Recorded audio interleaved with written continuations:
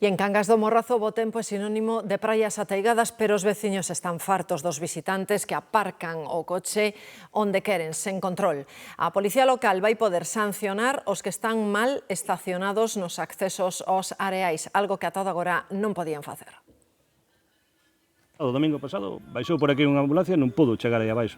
Con estes camiños tan estreitos teñen dificultades para pasar as emerxencias e tamén os veciños que ven como os usuarios das praias abeiran diante das súas casas impedíndolles entrar e sair. Mesmo deixan os coches dentro de propiedades privadas. Se enche isto de coches dunha maneira increíble, aparcan en todos os lados, diante dos portais. Agora puseron as vallas aquí, ora o caos e aí na general. Nos queremos que veña todo o mundo, pero que respeten as señales, hai ir a parking, se están todos ocupados, pois que llevamos a facer. O problema de tráfico nas praias de Cangas agravase porque a afluencia de turistas aumenta ano tras ano para indignación dos veciños que levan moito tempo protestando. Ainda chamei a policía e me decían que eles non tiñan competencia aquí para vir ni nada.